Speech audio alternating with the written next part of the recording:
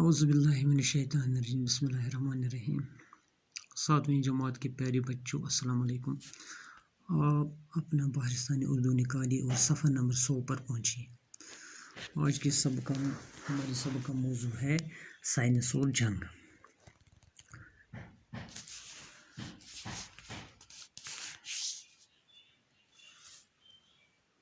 دیکھو بچوں، پہلے زمانے میں جنگ میں مخالف فوجوں کی جسمانی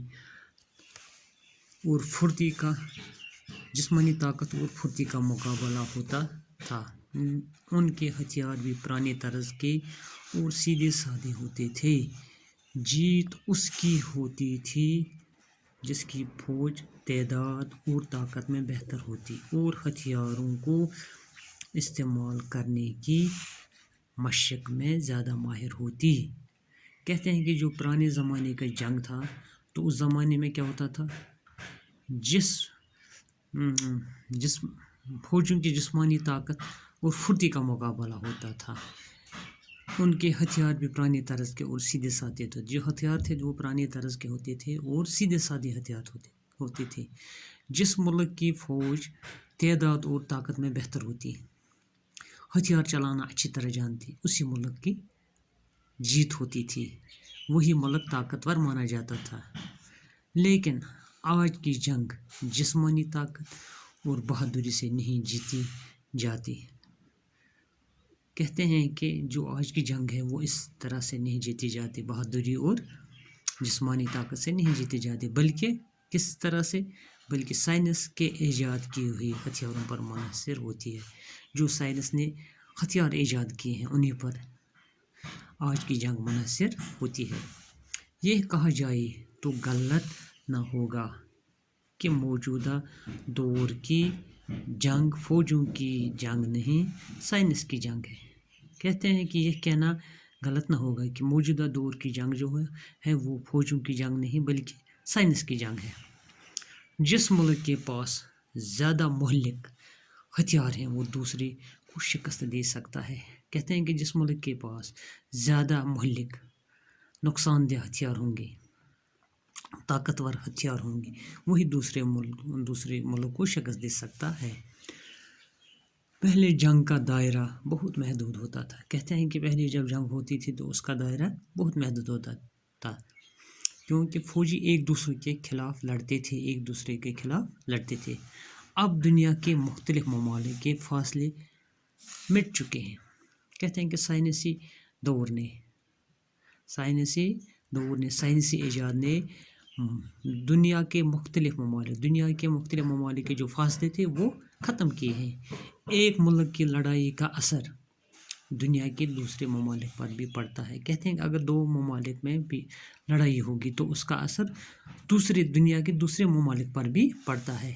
اس لیے آج جب کوئی جنگ چھڑتی ہے تو اس کی آگ دو ممالک کے درمیان ہی نہیں رہتی بلکہ دنیا کو اپنی لپیٹ میں لے لیتی ہے۔ کہتے ہیں کہ اس وجہ سے آج اگر کوئی جنگ ہوتی ہے تو اس کا کیا حال ہوتا ہے کہ وہ صرف ان دو ممالک کے بیچ نہیں بلکہ دنیا کے دوسرے ممالکوں پر بھی اس کا اثر ہوتا ہے۔ اب جنگ کے مورچے صرف میدان جنگ میں نہیں بلکہ ہوا اور پانی میں بھی قائم ہوتے ہیں۔ کہتے ہیں آج جو جنگ کے مورچے ہیں وہ صرف میدان میں نہیں بلکہ ہوا اور پانی میں بھی قائم ہوتے ہیں۔ پہلے جنگ کی تباہ کاری اور بربادی میدان جنگ یا مخالف ممالک کی سرحد پر ہوتی تھی، لیکن سائنس کے بنائے ہوئے مہلک ہتھیار بے گناہ عوام کے گھروں، مسجدوں، مندروں، اسکولوں اور ہسپتالوں کو بھی اپنے لپیٹ میں لے لیتے ہیں۔ کہتے ہیں کہ جو پہلی جنگ ہوتی تھی اس کا اثر کیا ہوتا تھا، صرف دو ممالک کے درمیان سرحد پر ہی اس کا اثر ہوتا تھا، لیکن جو سائنس نے جو مہلک ہتھیار بنائے اس سے کیا ہوتا ہے کہ بے گناہ عوام کے گھروں، مسجدوں، مندروں، اسکولوں اور ہسپتالوں کو بھی اپنے لپیٹ میں وہ لے لیتے ہیں۔ تلواروں اور نیزوں اور تیروں کی لڑائی میں بہت سی انسانی جانیں ختم ہو جاتی تھیں۔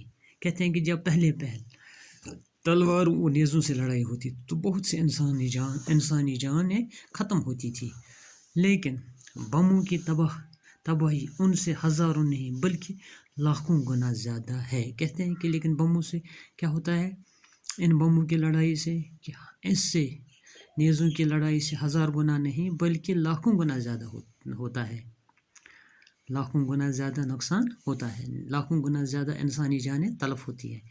ایک بم کئی میل کے رقبے میں عمارتوں اور انسانی زندگی کو تباہ کر سکتا ہے۔ کہتے ہیں کہ ایک بم کئی میل کے رقبے میں عمارتوں اور انسانی زندگی کو تباہ کر سکتا ہے۔